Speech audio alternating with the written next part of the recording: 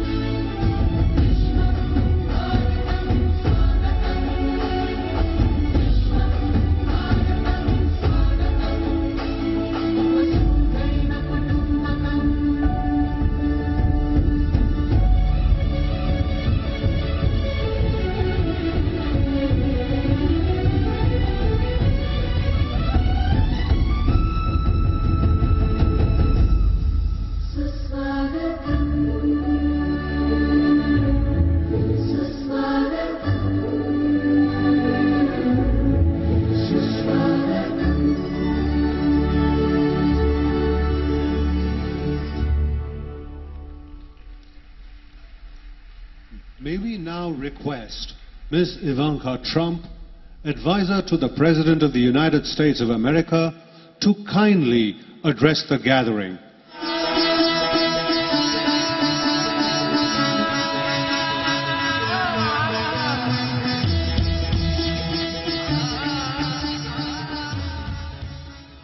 Hello, everyone. Thank you for all being here and for the incredibly warm welcome.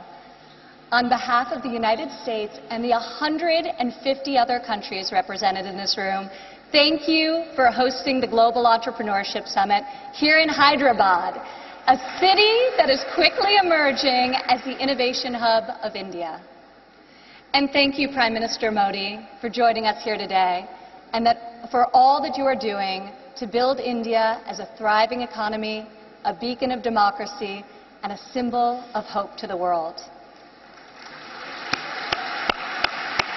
What you are achieving here is truly extraordinary. From your childhood selling tea to your election as India's Prime Minister, you've proven that transformational change is possible.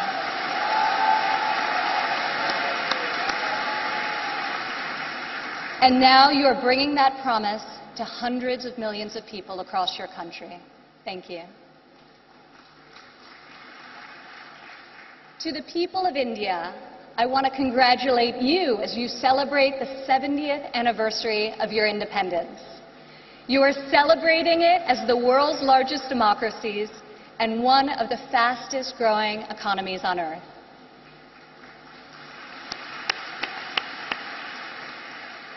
Through your own enterprise, entrepreneurship, and hard work, the people of India have lifted more than 130 million citizens out of poverty, a remarkable improvement and one I know will only continue to grow under the leadership of Prime Minister Modi.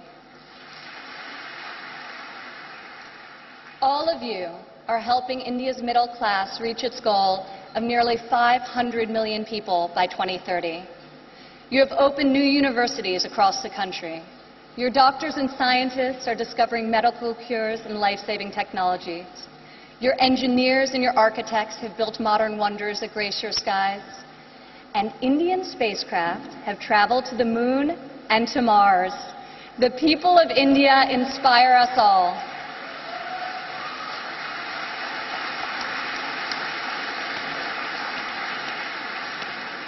This is the first time India has hosted the Global Entrepreneurship Summit. It is a symbol of the strength and friendship between our two people and the growing economic and security partnership between our two nations. As President Trump said earlier this year, India has a true friend in the White House.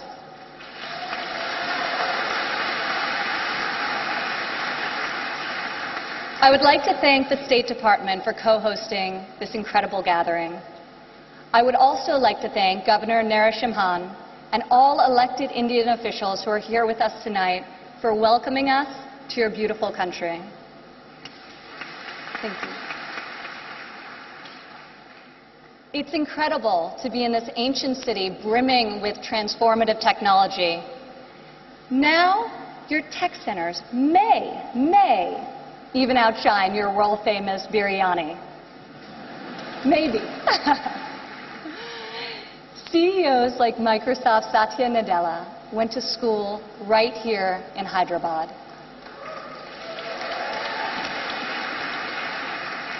Just a few kilometers away, T-Hub's brand new facility is set to open next year and will become the largest incubator in Asia.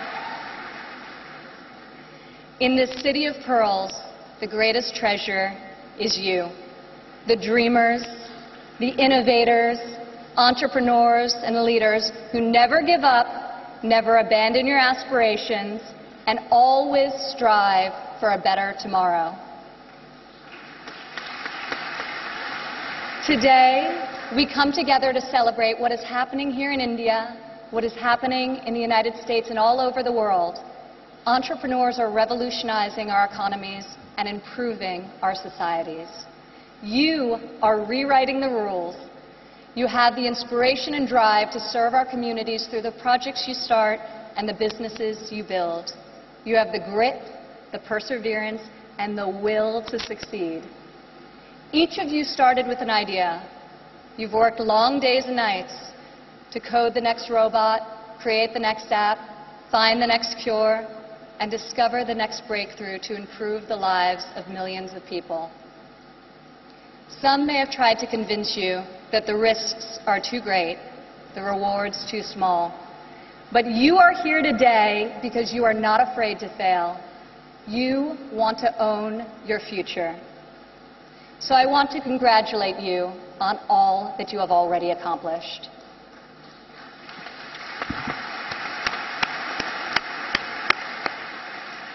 And I especially want to congratulate the women entrepreneurs here with us today.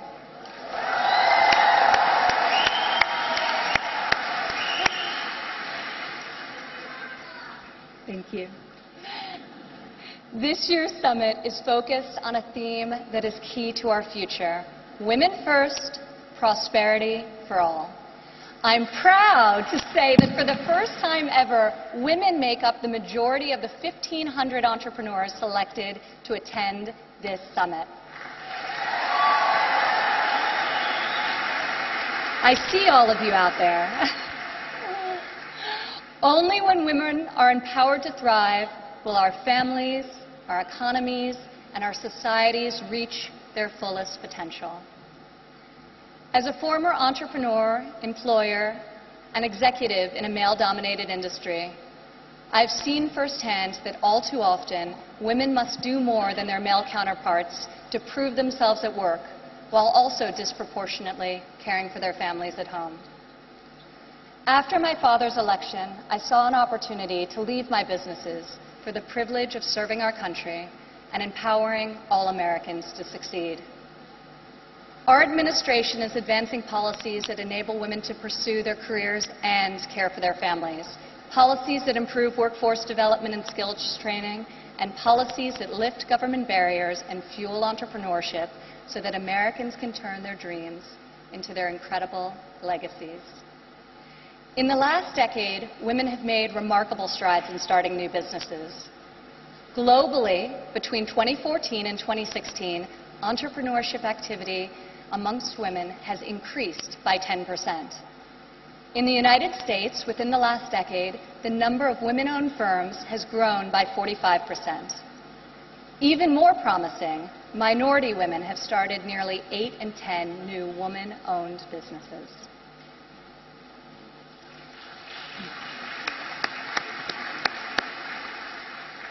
Today, more than 11 million women in the United States own businesses.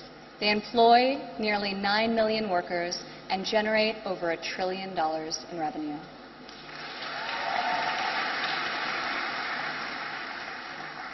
Many women become entrepreneurs and job creators out of necessity. Some weren't given the flexibility they needed at work to care for their families. Others lacked professional sponsors or weren't given a fair shot at a promotion. Instead, women, like the many here today, are charting their own courses and achieving incredible feats. Fueling the growth of women-led businesses isn't simply good for society, it's good for our economy. One study estimates that closing the gender entrepreneurship gap worldwide could grow our global GDP by as much as 2%. The woman in this room can lead the way in closing that gap and ushering in a new era of greater prosperity.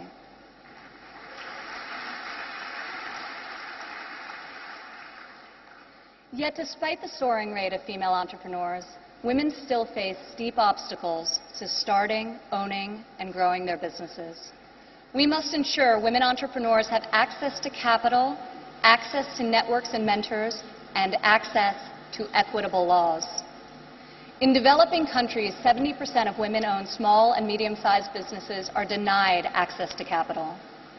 The result has been a nearly $300 billion annual credit deficit for women entrepreneurs in the developing world. In the United States, a Harvard Business Review report found that investors ask men questions about their potential for gains, whereas they ask women questions about their potential for loss. This could in part explain why women entrepreneurs received less than 3% of venture capital funding in 2016. We are working hard to reverse this trend. The U.S. Small Business Administration, for example, increased lending to women by over $500 million this year alone.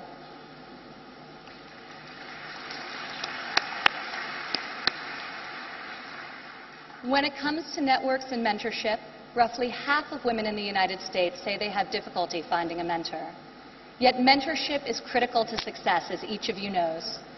Entrepreneurs need professional guidance to help them start and grow their business. In the United States, we are fostering mentorship through programs such as SCORE, a nationwide initiative where successful men and women coach those who want to become their own CEOs. And when it comes to equitable laws, while many developed and developing countries have made tremendous strides, there is still much work to be done. In some countries, women are not allowed to own property, travel freely, or work without the consent of their husbands. In even more countries, the cultural and family pressure is so great that women do not feel the freedom to work outside of the home.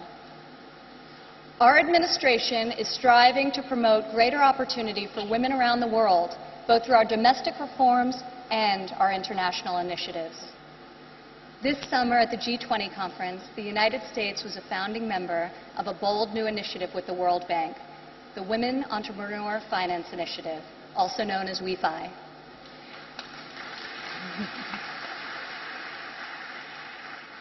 This facility provides access to capital, networks, and mentorship for women in developing countries.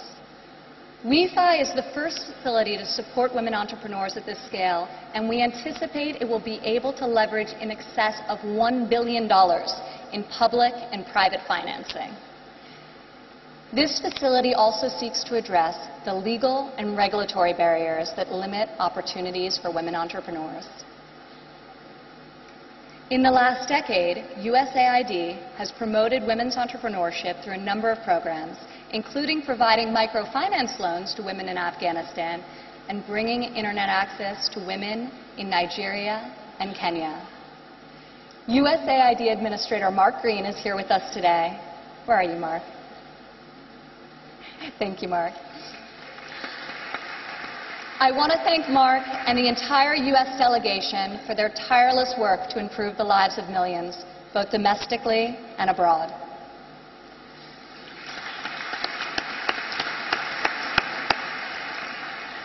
Further, as each and every one of you can attest, this summit is yet another powerful example of a U.S. initiative that connects entrepreneurs around the world with investors who believe in your mission and will champion your success.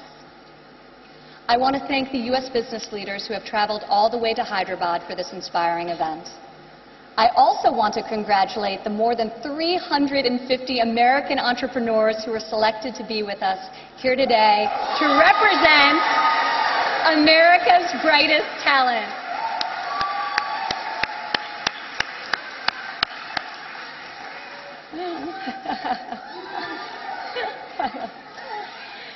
I think I found your section. Thank you. At home, our administration is committed to empowering women entrepreneurs through domestic reforms. In the past 11 months, we have expanded apprenticeship programs and prioritized STEM education to ensure that women and men have more opportunities to master the skills that drive progress in the 21st century. We have dramatically reduced job-crushing regulations, which disproportionately hurt entrepreneurs and small business owners. And we are laser-focused on passing long-overdue tax cuts. This will provide much-needed relief to working families and to businesses of all sizes. Also this year, for the first time ever, the President's budget included a proposal to establish a nationwide program for paid family leave. We are committed to supporting women and men who work both inside and outside of the home.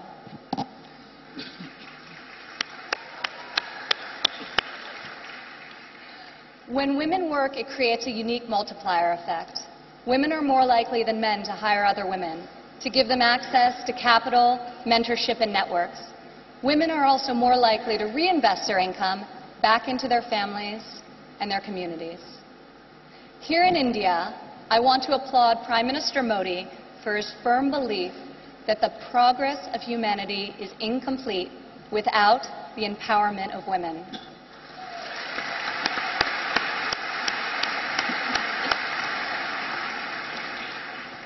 Just consider, if India closes the labor force gender gap by half, your economy could grow by over $150 billion in the next 3 years. Here with us today from San Francisco is Dara Dotz. Dara spent over a decade working in underserved communities around the world. She witnessed firsthand that many times people need very simple items: a bucket for carrying water, a splint to treat an injury, a part to fix a generator. Dara co-founded Field Ready to provide life-saving supplies through 3D printing. Today, Dara's company responds to disasters all over the world and delivers humanitarian aid with cutting-edge technology. Through her innovative solutions, Dara is saving lives and bringing hope to thousands of communities. Thank you, Dara. Please stand up, Dara.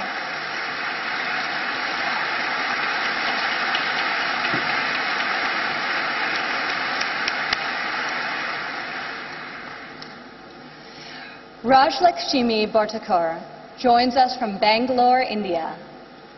When her son began having seizures at a young age, she decided to create her own solution to better monitor his health. Stand up.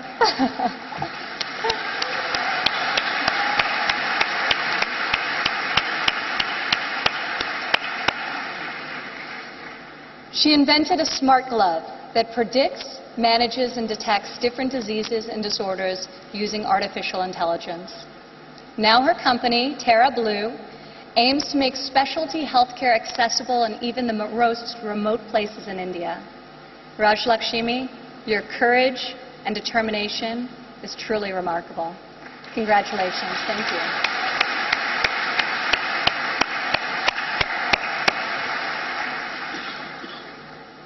Also here with us today is Rayan Karmalova from Azerbaijan. Rayan, please stand up.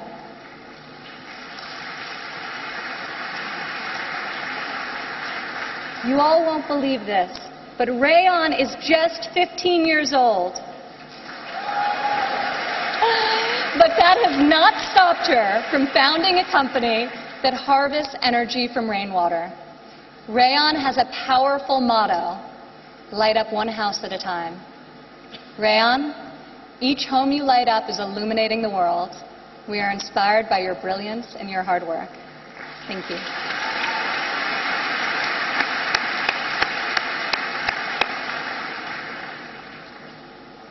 These women represent the vision, the ambition, the grit of every entrepreneur here today. You are saving lives, creating jobs, and bringing hope to our communities. You are transforming our societies one business and one customer at a time. You prove to the world that we have the power to rise above the challenges of our day and to pioneer new pathways forward, and to leave our mark on this moment in history. Just think about how much better the world would be if all of us, men and women, are empowered to dream big, aim high, and work together towards a more just and prosperous future. A future where mothers and fathers can work hard to build a better life for their families, where boys and girls can go to school, discover their talents, and pursue their ambitions, and where people of all nations can live and work together in dignity and in peace. This is the future we can, will, and must build together. And this is the promise of the visionaries gathered in this room today. Thank you.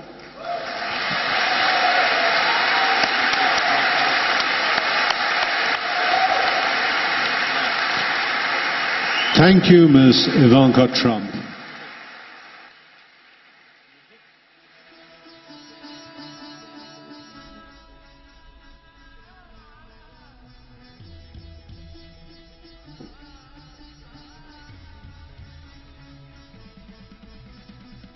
तो Ivanka Trump इस कार्यक्रम को संबोधित कर रही थी और देश और दुनिया में हुए कामों को वो बता रही थी, एक तरीके से कहां किस किस क्षेत्र में किन किन लोगों ने सराहनीय प्रयास किए हैं और रोल मॉडल बने, जो उन्होंने बताया। इंतजार अब सबको है कि पीएम मोदी अपनी बात रखें और मंच की तरफ प्रधानमंत्री नरेंद्र मोदी अग्रसर हैं। हम सब सुनेंगे अब प्रधानमंत्री नरेंद्र मोदी को। बड़ा अवेटेड भाषण है उनका कि वो क्या कहते हैं आज।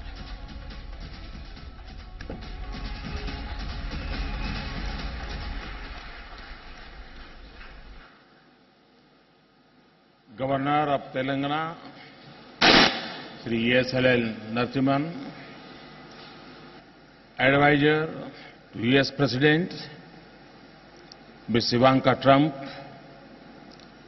Chief Minister of Telangana, Sri K. Chandrasekhar Rao, my cabinet colleagues, Sushma ji, Nirmala ji, Excellencies, ladies and gentlemen,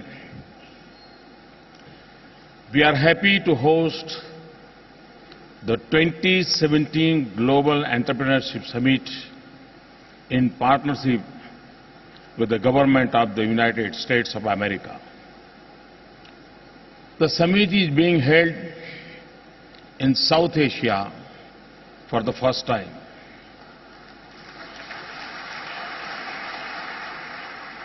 It brings together leading investors, entrepreneurs, academicians, think tanks, and other stakeholders to propel the global entrepreneurship ecosystem. The event not only connects the Silicon Valley with Hyderabad, but also showcases the close ties between the United States of America and India.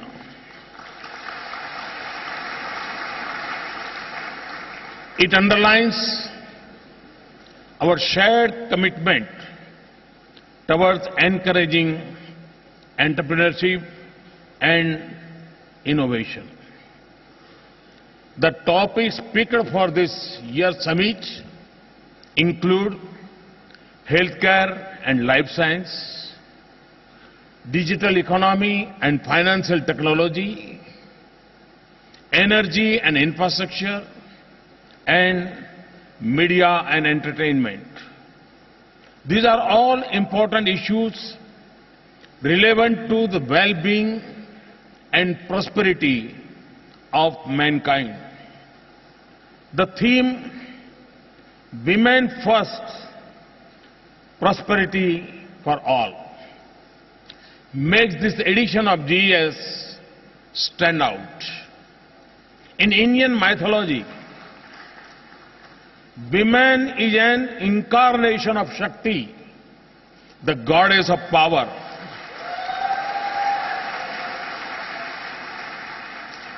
We believe women empowerment is vital to our development. Our history has references to women of remarkable talent and determination. Gargi, an ancient philosopher around the 7th century BC, challenged the male sage to a philosophical discourse, something unheard of in this time even. Our warrior queens like Rani Ahilyabai Holkar and Rani Lakshmibai fought bravely to defend their kingdoms. Our freedom struggle too is replete with such inspirational instances. Indian women continue to lead in different walks of life. Our space programs, including the Mars Orbiter mission, have had immense contribution from women scientists.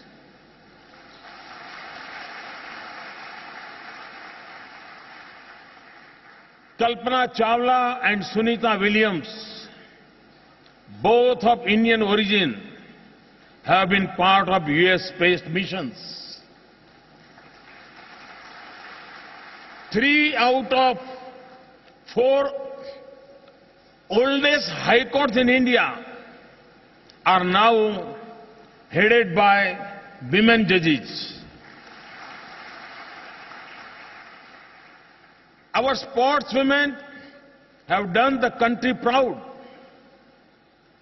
This very city of Hyderabad is home to Saina Nehwal,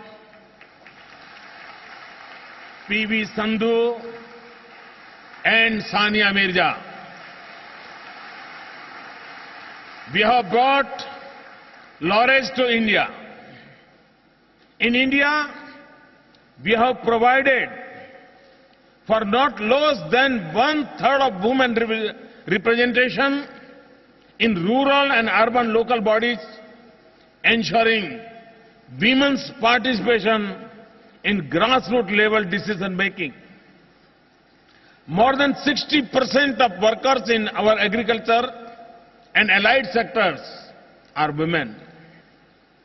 Our milk cooperatives in Gujarat and the Sri Mahila Grudyog Lijjat Papad are examples of highly successful and globally acclaimed women-led cooperative movements. Friends, here at the GES, more than 50% delegates are women.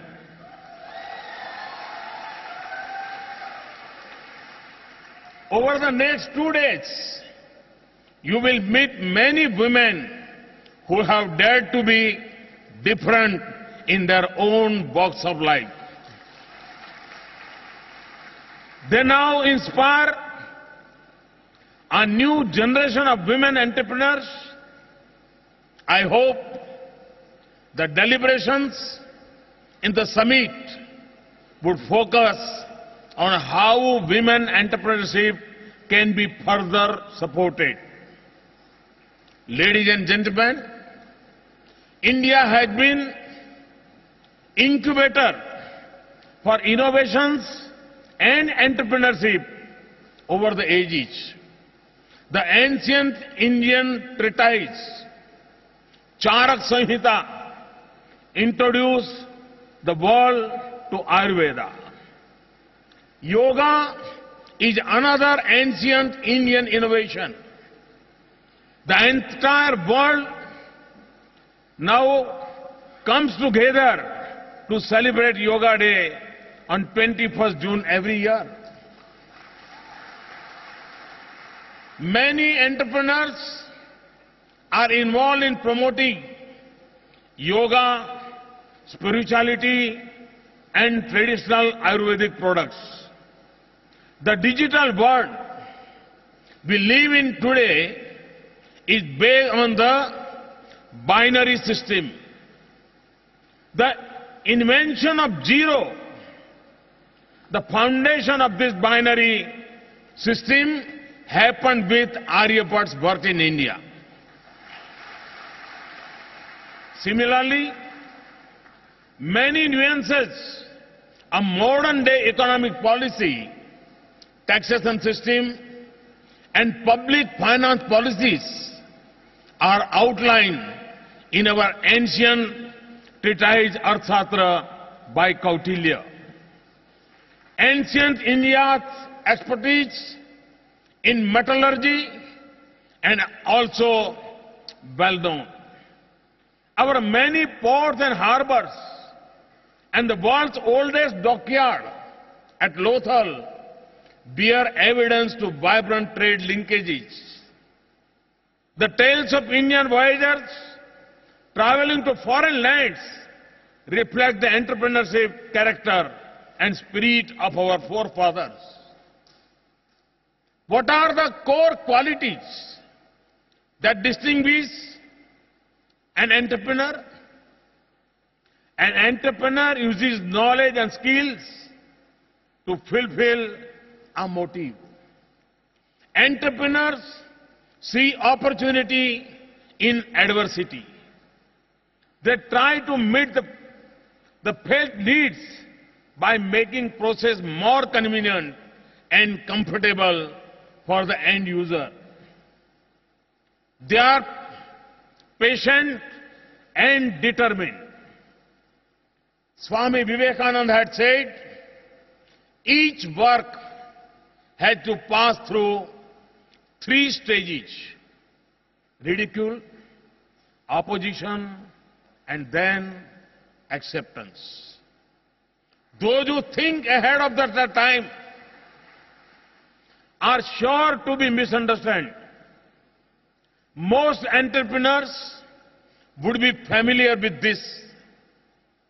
The power to think differently and ahead of the time for the betterment of mankind is what sets entrepreneurs apart. I see that power in India's young generation today. I see 800 million potential entrepreneurs who can work towards making the world a better place. The number of smartphone users in India is projected to grow to over 500 million by 2018. This offers immense potential for the growth of any venture in terms of outreach and job creation. Our Startup India program is a comprehensive action plan to foster entrepreneurship and promote innovation. It aims to minimize the regulatory burden and provide support to startups. Over 1,200 redundant laws have been scrapped. 87 rules for foreign direct investment have been eased in 21 sectors, and several government processes have been taken online. Our government has taken several steps to improve the business environment. The jump in India's ranking in the World Bank's Ease of Doing Business report from 142 to 100 in 3 years is a result of this initiative. We have improved on indicators like dealing with construction permits, getting credit, protecting minority investors, paying taxes, enforcing contracts, and resolving insolvencies. The process is yet not complete. This is an area where we are not satisfied with 100th rank. We would strive towards 50th rank. We have launched the Mudra scheme to provide easy finance of up to 1 billion rupees to entrepreneurs. Since its launch in 2015, over 90 million loans worth 4.28 trillion rupees have been sanctioned. Of these, more than 70 million loans have been sanctioned to women entrepreneurs.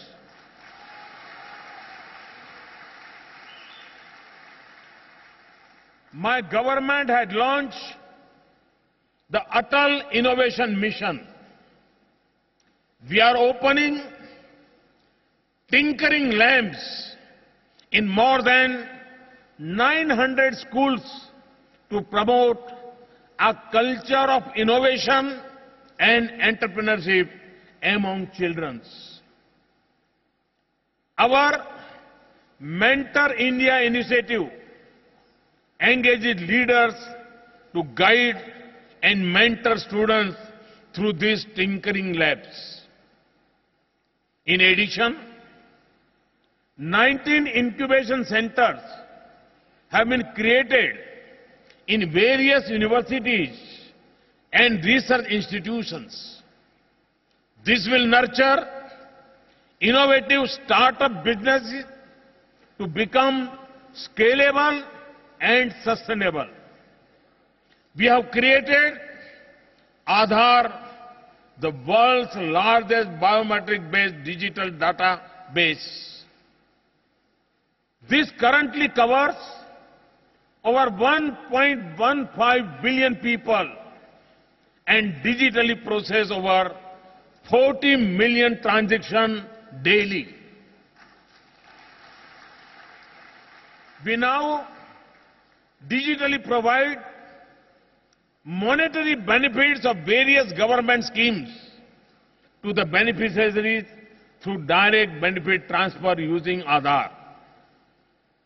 Almost 300 million bank accounts with deposit of over 685 billion rupees, more than $10 billion have been opened through the Jan Dhan Yojana. This brings previously unbanked section of the society into the formal financial system. Of these, 53% accounts are of women. We are steadily working toward the less cash economy and have launched a unified payment interface app called BEAM. In less than a year, this platform is processing almost 280,000 transactions daily, having almost completed our program to connect all villages with electricity.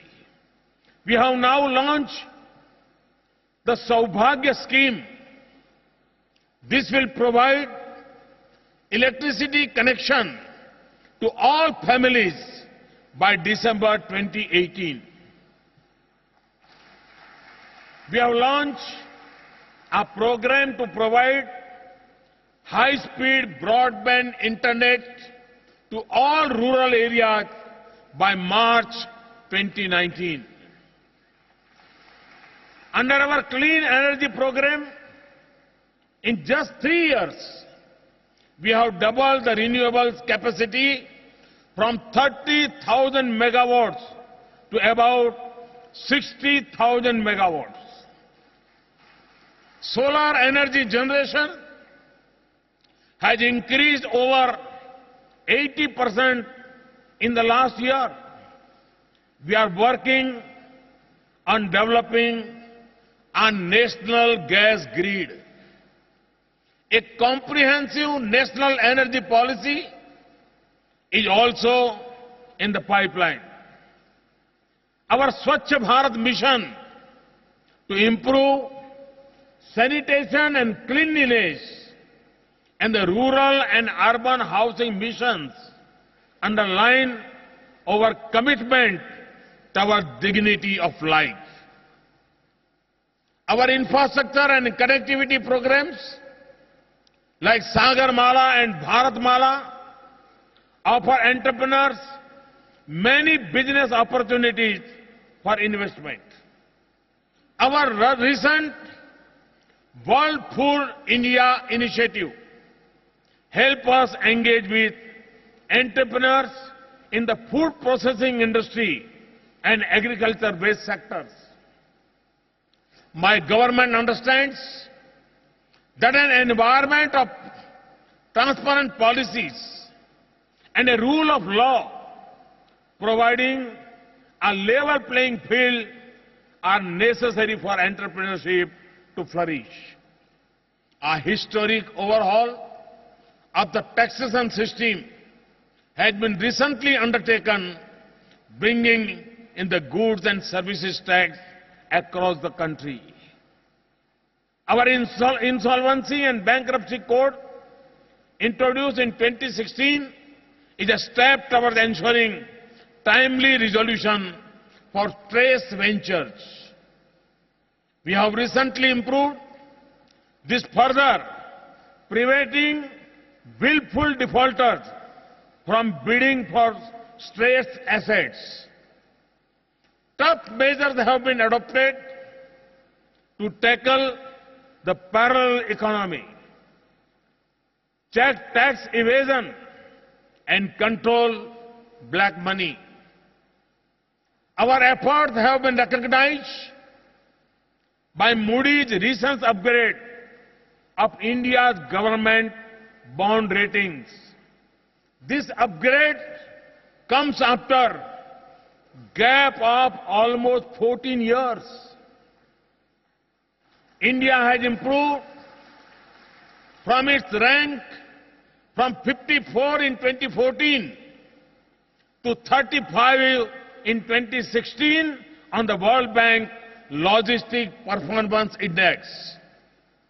This signifies the relative ease and efficiency with each product can be moved into and from a country.